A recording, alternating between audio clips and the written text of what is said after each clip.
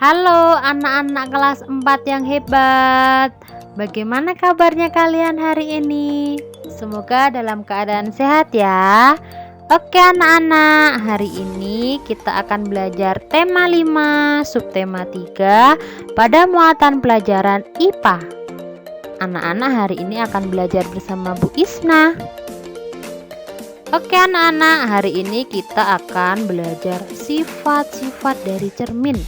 Yang pertama itu ada sifat cermin datar. Nah, sifat cermin datar itu yang pertama ukurannya besar atau tinggi dan jarak bayangan ke cermin sama dengan ukuran atau besar, tinggi dan jarak benda ke cermin. Yang kedua, kenampakan bayangan berlawanan dengan benda. Misalnya, tangan kanan di cermin menjadi kiri atau menjadi posisinya di cermin itu di sebelah kiri. Yang ketiga, bayangan bersifat semu atau maya. Artinya, bayangan dapat dilihat di dalam cermin, tidak dapat ditangkap oleh layar. Nah, contohnya seperti yang Bu Isna berikan ya anak-anak. Kedua adalah sifat cermin cekung. Yang pertama, jika benda berada dekat dengan cermin cekung, bayangan bersifat tegak, terbalik, diperbesar, dan semu atau maya. Yang kedua, jika benda berada jauh dengan cermin cekung, bayangan bersifat tegak, diperkecil, terbalik, dan nyata. Nah, seperti gambar yang sudah Bu Isna berikan, yaitu senter. Yang ketiga yaitu sifat cermin cembung. Nah, sifat cermin cembung ini penampakan bayangan pada cermin cembung adalah tegak, diperkecil dari ukuran yang sebenarnya dan maya atau semu. Contohnya nih, pasti kalian pernah melihat ya. Situ ada seperti spion jalan, terus ada spion mobil dan spion motor.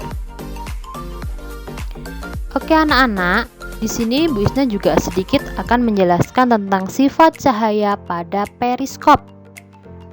Nah, periskop ini adalah alat yang digunakan oleh kapal selain untuk mengamati keadaan di permukaan. Periskop ini juga menggunakan dua cermin datar yang berada di dasar dan di bagian ujung periskop. Dalam penggunaannya, periskop memanfaatkan dua sifat cahaya, yaitu cahaya merambat lurus dan dapat dipantulkan. Bayangan yang dihasilkan oleh periskop adalah sama seperti benda asli yang diamati. Nah, bagaimana cara kerja periskop? Oke, yang pertama, cahaya yang masuk dari bagian ujung periskop akan dipantulkan oleh cermin pertama.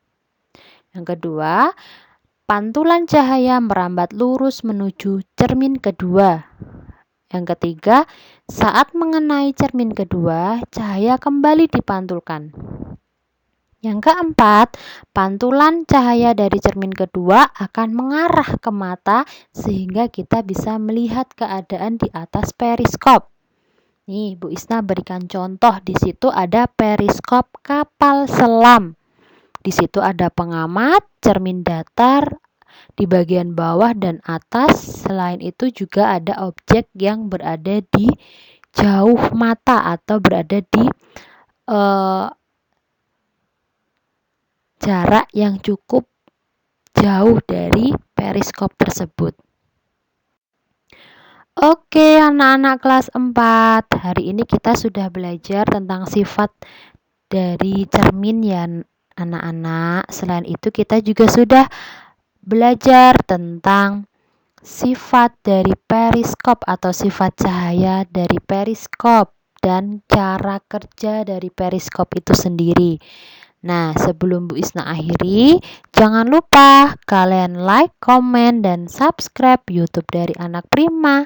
Terima kasih, sampai jumpa di video pembelajaran selanjutnya.